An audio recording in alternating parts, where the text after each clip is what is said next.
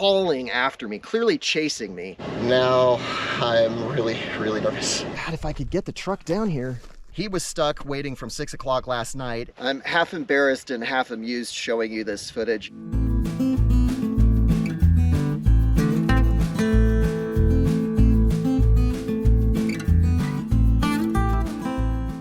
Howdy, my name is Sean Overton and I want to turn my 320 acres into a desert forest. I've owned this property for almost exactly 1 year. This is my 11th trip to the property, and having come out here every 4 to 6 weeks, it gives me a really good idea of how this landscape changes with time, with temperature, with rainfall, and all the other things that happen out here. On this episode, you're gonna watch me drive way too close to a 40-foot cliff, risk flooding my engine, and help save a guy who was stranded for 18 hours in the mud. Today, I wanna talk to you about this property being the most isolated spot in the state of Texas that you can drive to. I'm right by where the road literally stops.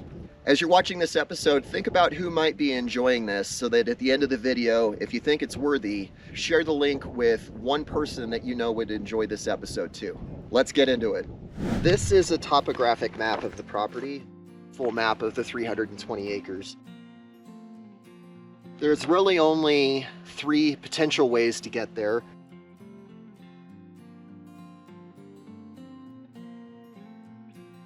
I could drive over the Indio Mountains, I could drive over the Eagle Mountains, or I can drive around the Eagle Mountains through Sierra Blanca. The first path I really focused on is the shortest one, and it's the path that Google Maps suggested for me. If I said I wasn't nervous, I'd be lying. I've never done 4x4ing before or off-roading, so for me, this is quite the experience. That road way up on the horizon, up on the hill, is clearly where I'm heading. And for the most part, I don't see any likelihood that it's going to change beyond what I'm experiencing now. I'm half embarrassed and half amused showing you this footage of me learning how to use the Tacoma. It's a great vehicle, but at the time I had no idea what it was capable of. And at the time, it wasn't even my truck. It was my dad's before I had bought it off of him. I don't think my truck's going to make that. Go through here, and I should be okay. I am freaking out, kind of nervous. When I watch myself go through this learning process, it's so painful. I just want to scream at the camera, like, oh my God, I just clearly didn't know what I was doing.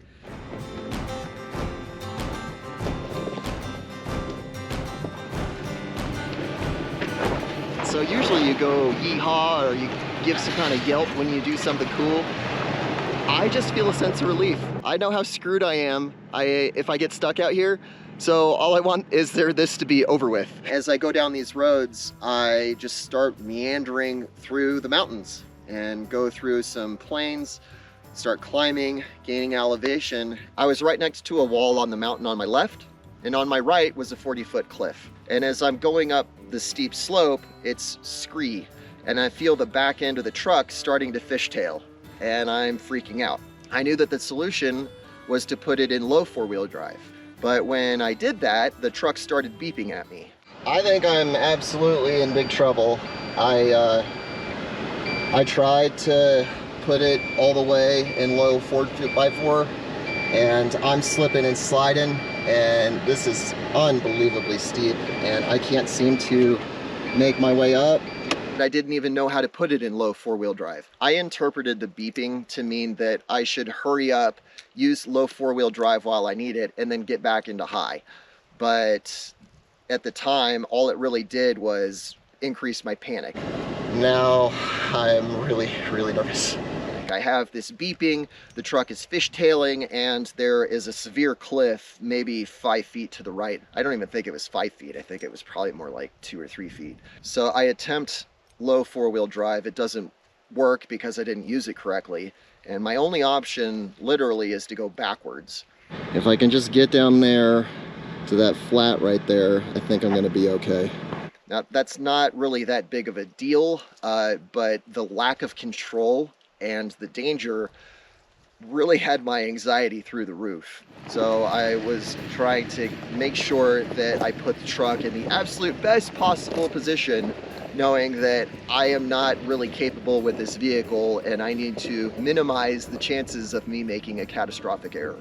At the time I felt intimidated, but now I think it's hilarious because I would just drive through that without giving it a second thought. Silver lining, the scenery was amazing. Okay, got the truck turned around. On the plus side, pretty amazing view. But I don't hope I never see this view again. I'm done. I'm ready to go back to pavement and gentle dirt roads. This is enough for me. I was really nervous about backtracking. So I decided, you know what, I don't want to backtrack. I'm just gonna keep going down this road. It's such a bad idea. If you don't know where you're going, at least you know the path that you already took. I signed up for new unknown adventure and that road kept going and going and going. I'm so close to the road, I just can't figure out how to get across this little barbed wire fence. I'm so frustrated. Well, I've been driving for about an hour. I'm still on dirt roads ever since I turned around. And the punishment is that I get to stay on this road until it finally meets blacktop. But Google Maps is completely unreliable. I have no idea when that's gonna be, but at least I can go in the right direction, I guess. My saving grace was driving near a local's house. I'm an hour down the dirt roads at this point, and it just happens to pass right by this guy's house. He gets in his truck and is hauling after me, clearly chasing me. And I knew that that's probably the landowner. I'm not supposed to be on his land, and he wants to know why I'm there. So I stop immediately and don't quite do the hands up thing, but kind of make my hands clear, like, hey, I'm not a threat to you and I'm not trying to do anything bad. He got calm in 20 or 30 seconds. He just wanted to make sure that I wasn't causing him problems. He was kind enough to open the gate for me so that I could get back on Highway 90. And he showed me on the back of the truck, he basically drew me a dust map. That experience going through 2 mountain ranges was unnecessarily complicated. How far would I have gotten? And how into it, like how deep of a hole could I have dug before I turned around? That could have been just so bad. I'm so glad I turned around. Later, I met the sheriff of Hudpseth County, Sheriff West, and at the time I was bringing heavy equipment, and instead of going the Sierra Blanca path, he suggested that I backtrack to Van Horn and go down Green River Road, the same road that the gentleman had drawn for me on the dusty cover of my pickup. What's ironic and amusing to me is that he's sending me back to this research station. The way I'm supposed to go is to the research station, just a different way. When I got there, the gate was locked.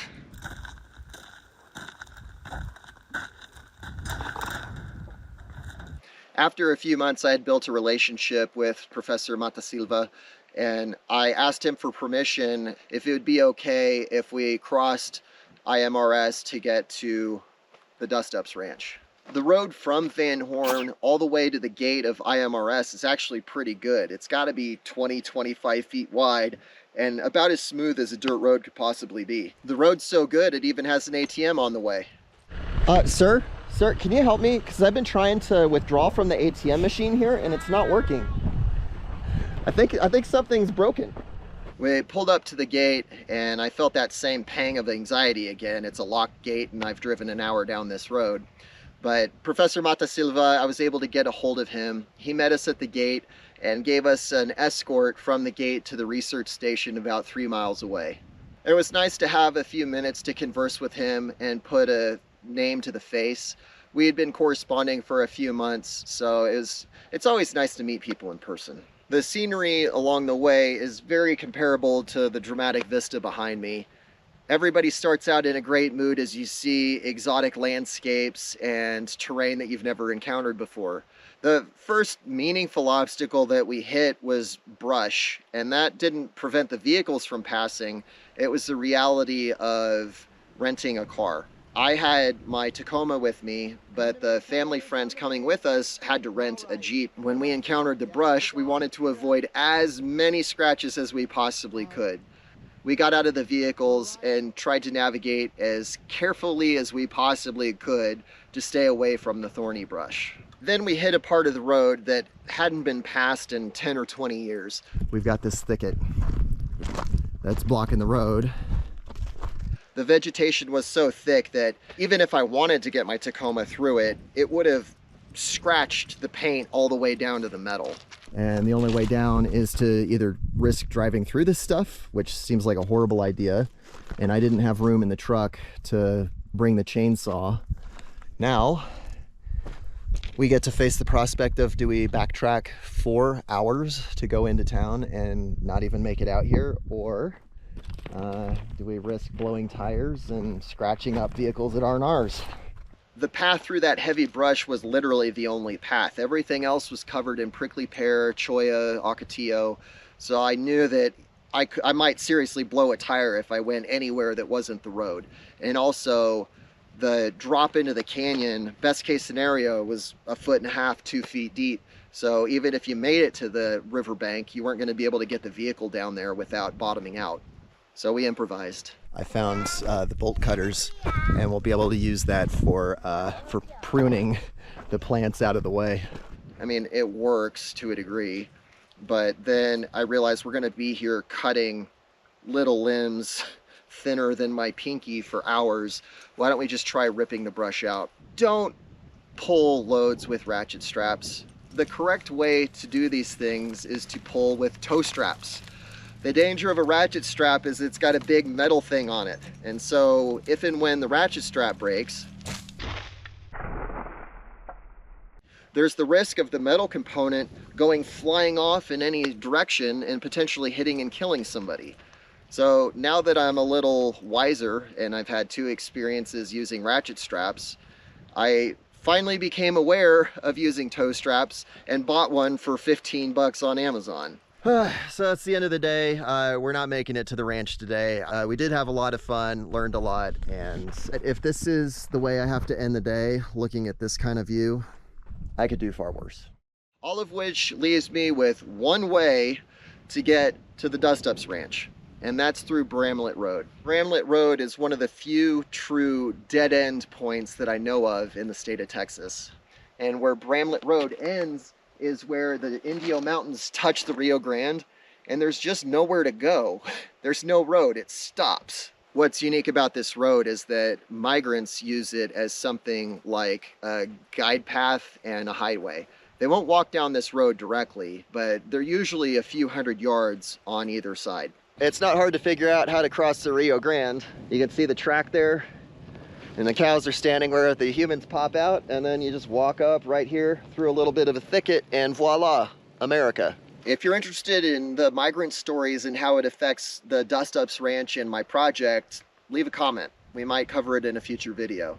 Just speaking about Bramlett Road, the road itself is in great shape.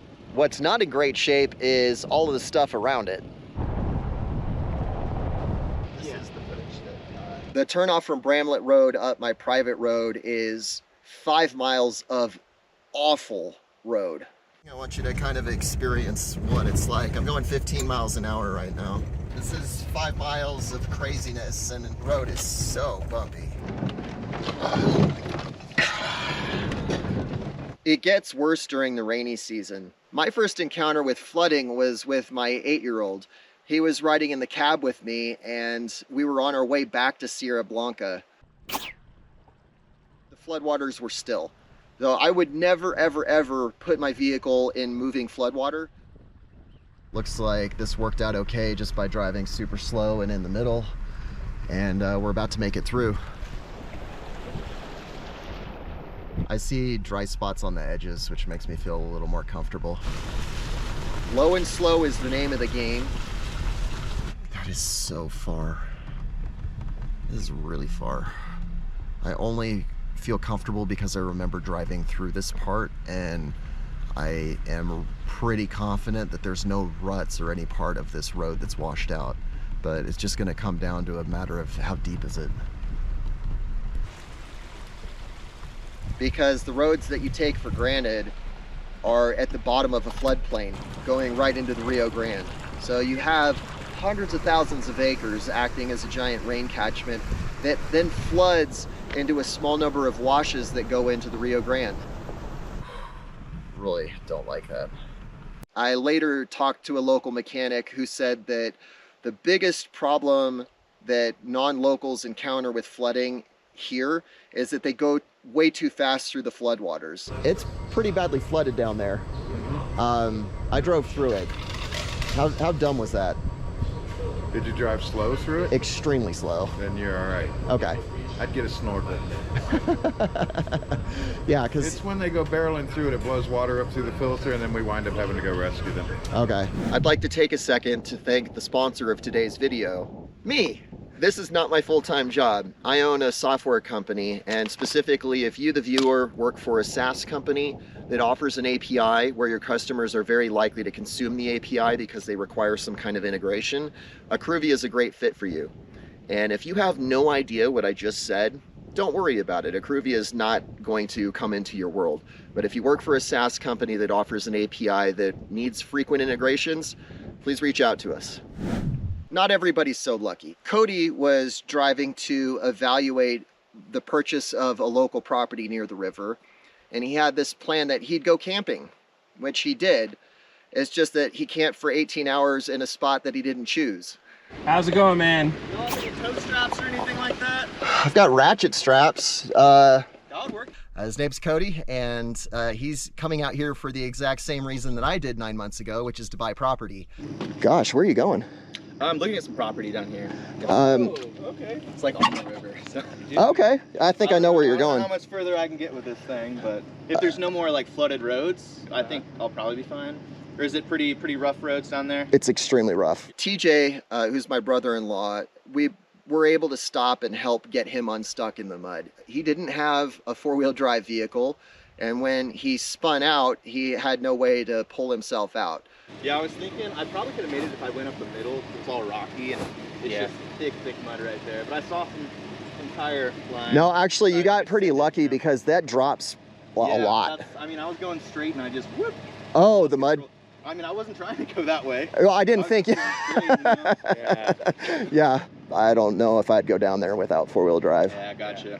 Yeah, I was talking to the owner of the property, and they said they'd never actually been there themselves. That's so common They were here. like, I don't know. He was stuck waiting from 6 o'clock last night. It's now 10 or 11 in the morning. So thankfully we drove by, and I have a 4x4 vehicle. Honestly, your best bet, if I didn't come by, you would have been waiting for the Border Patrol. Oh, yeah? They're the only people that like that, and like 5 ranchers, and that's pretty much it down here.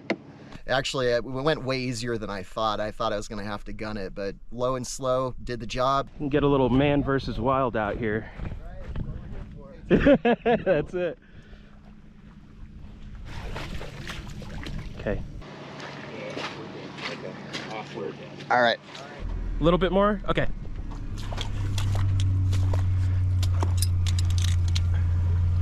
You know,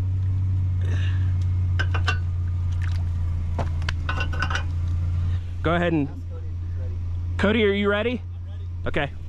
Yeah! Keep going. Keep going. Yeah, buddy. This is what it's all about right here. There's an old saying, do unto others as you'd have them do unto you. My advice to him was to not continue, that with a two-wheel drive vehicle, the flooding is even worse down the road. But I did tell him that this is rainy season. If he sees that a storm is incoming, and I gave him a website to monitor the weather out here. And you can put in your GPS coordinate, and it'll give you like a very specific weather forecast. If you're gonna have rains like this and you're on like your last 2 days of water, you need to come before. You need to leave before you plan to. Yeah. Before we wrap up too much, let's make sure that you actually make it to the other side. Stuff goes wrong. The only way to learn is with experience, and sometimes experience is a cruel teacher. Yeah, slow and steady, slow and steady.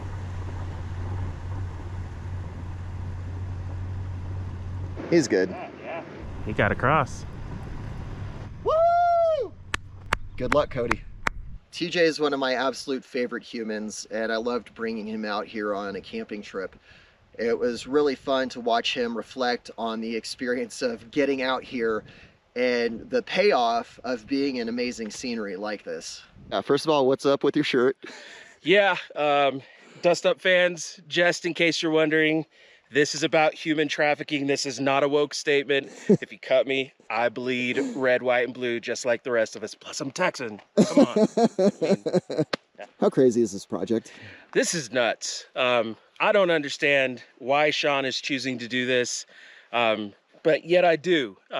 You know, sometimes you need a pioneer to kind of forge ahead and kind of open up the path for people, and that's exactly what he's done. And I mean, come on, this would be your backyard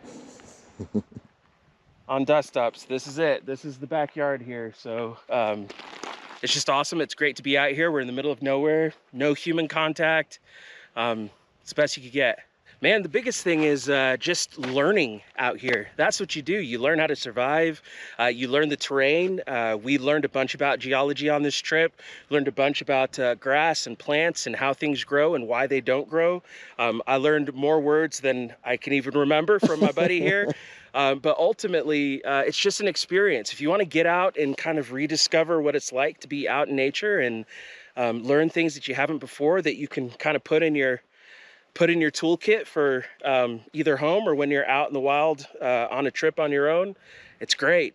If you're interested in coming out to the Dustups Ranch, that might happen in the next month or two. Go to dustupsranch.com and sign up for the newsletter, or go to Facebook and join the Dustups community. I have a number of very unique and off-the-wall projects coming up, and I will absolutely need support. If you want a reason to come out here and see terrain like this, volunteering will be a great way to do it. The first posts in the Dustups community have been really heartwarming to me because I don't want my project to be just about the Dustups Ranch. I have a vision of seeing this happen across West Texas and hopefully in desert areas around the world. When I see those initial posts, it's people that are sharing their own experience who've already done similar projects, trying to get grass established or trying to build catchments, and they're sharing their ideas and their feedback with each other already in the group, which is just so cool to see.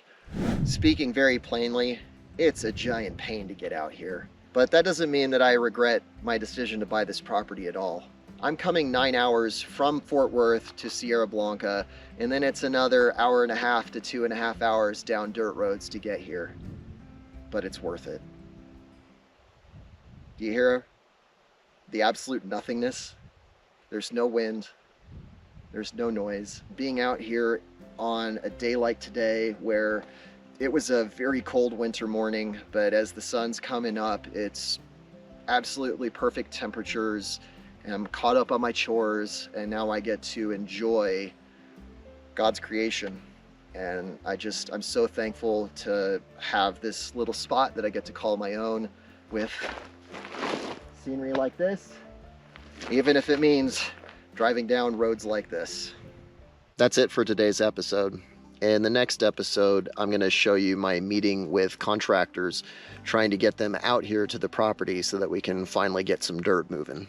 If you enjoyed this episode, click share underneath the video. That'll copy the link, and you can send it to one person that you know will enjoy this episode. Thank you for watching. It's just the Jasper, man. It's a bit.